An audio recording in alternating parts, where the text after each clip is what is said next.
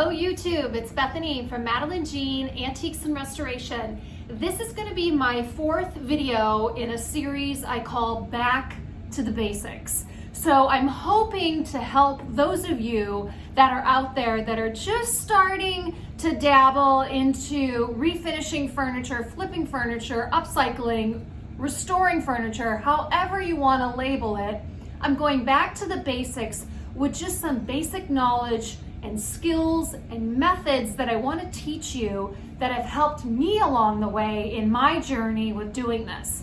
My name's Bethany. I own a very small business in New Hampshire. It's called Madeline Jean Antiques and Restoration, and I've been doing this for a little over than 12 years now. Gosh, that's a long time. Speaking of 12 years, check out these pants.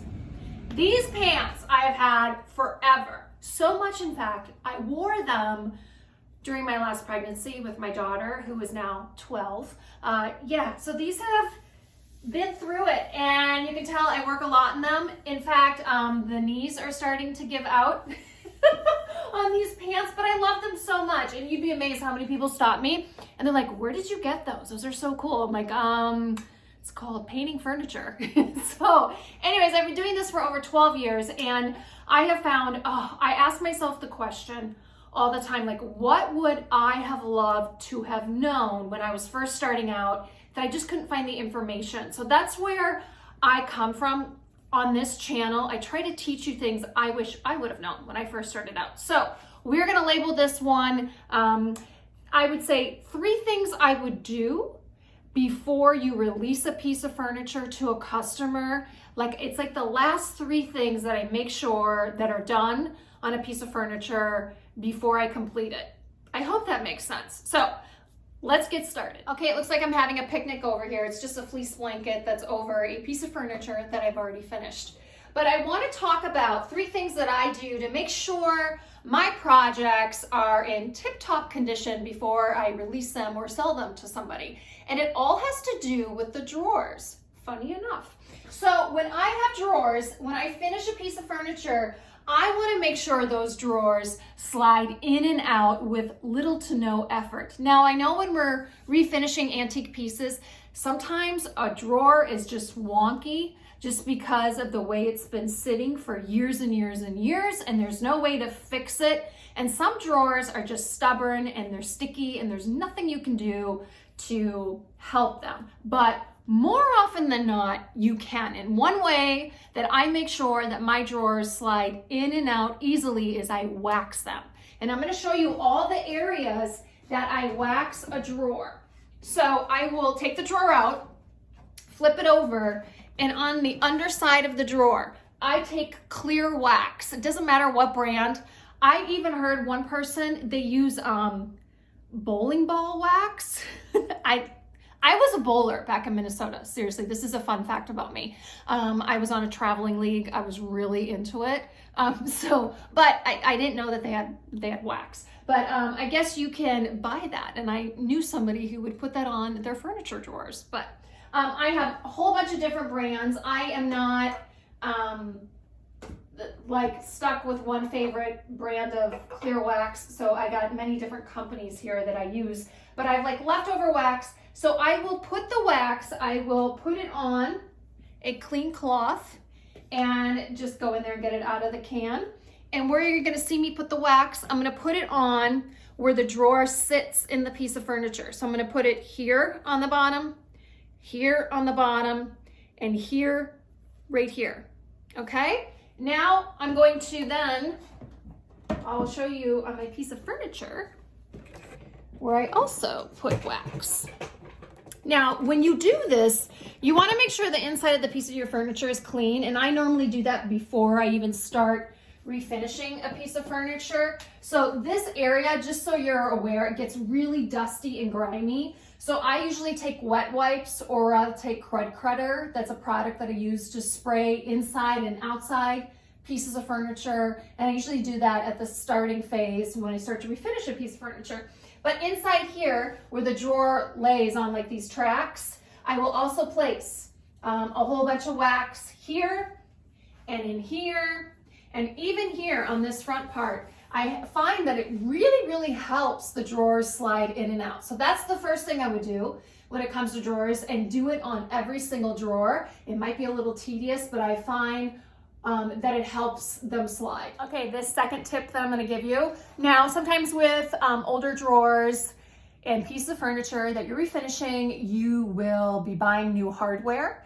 And sometimes the stems from the screws are too long on the inside of the drawer, like this. So this one that I just refinished, see how they're sticking out there? I'm gonna wanna cut those. The last thing you want to have happen is someone cut their hand, or it's just a nuisance and they kind of get in the way when you are using drawers. So I will take a Dremel and I will cut down the excess of those. I'm going to show you, this is what a Dremel looks like, and I don't mean to insult anybody out there. When I first started, I probably didn't know what a Dremel was at some point.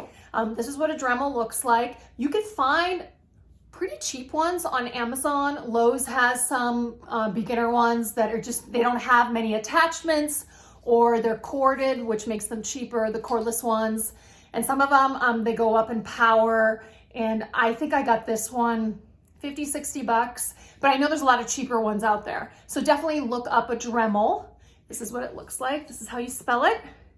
And it's got all these attachments. You can buff hardware with it. You can cut wood with some of them. This one here is like a metal disc, and it's meant to cut into hardware. I use it also to free up stubborn nails in furniture. So it's a really cool tool to have in your workshop. Okay, the third thing that I can recommend that I have been doing for a very long time with every piece of furniture that I sell is I condition the inside of the drawers. And when I say condition, I use a product called Furniture Salve. It's by a company called Wise Owl. I use a lot of their paints as well. So look them up. It comes in a tin like this. The product looks like this. And it is a whole bunch of different scents to this product. I think they have like 20 different scents, and they also have unscented. But my favorite is tobacco flower. It is just dreamy. And a lot of my customers make comments of how nice the furniture smells.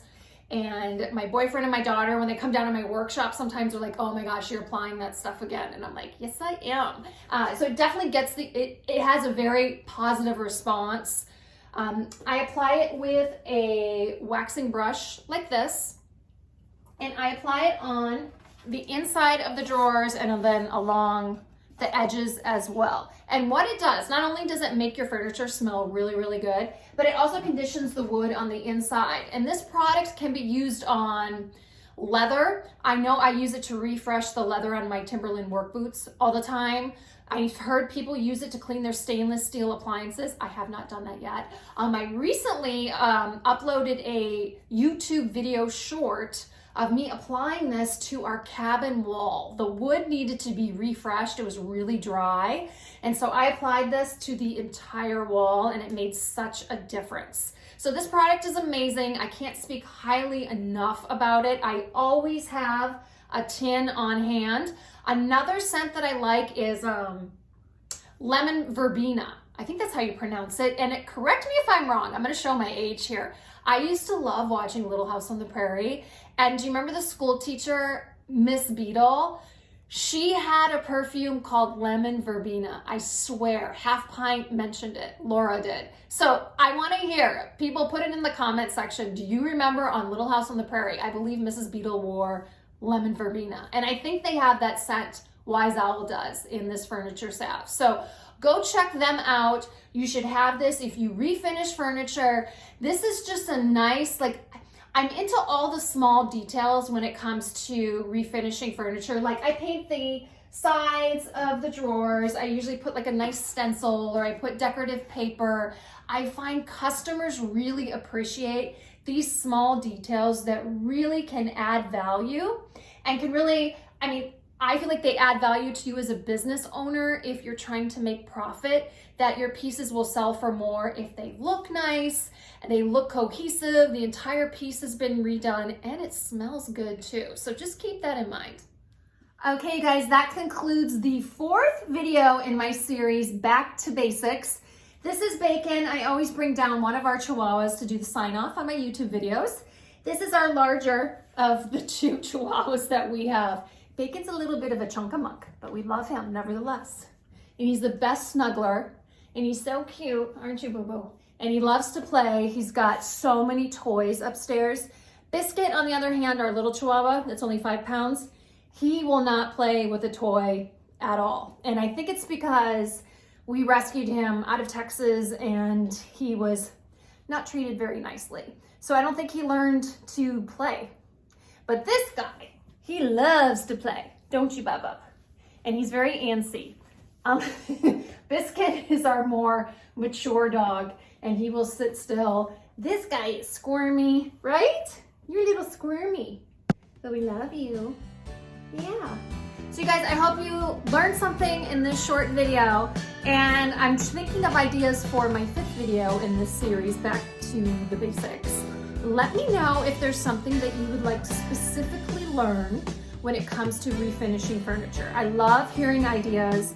You guys usually spark some creativity in me, so please leave that in the comment section. And if you aren't following me, please do. There's a subscribe button in the lower right-hand corner. Not only do you have to hit that subscribe button, go to my main page on my YouTube and click that bell. Then you will be notified every time I upload a new video. So until we see you guys again, we say, what do we say, Bacon? Oh, you're gonna yawn? You're gonna yawn? You say toodaloo.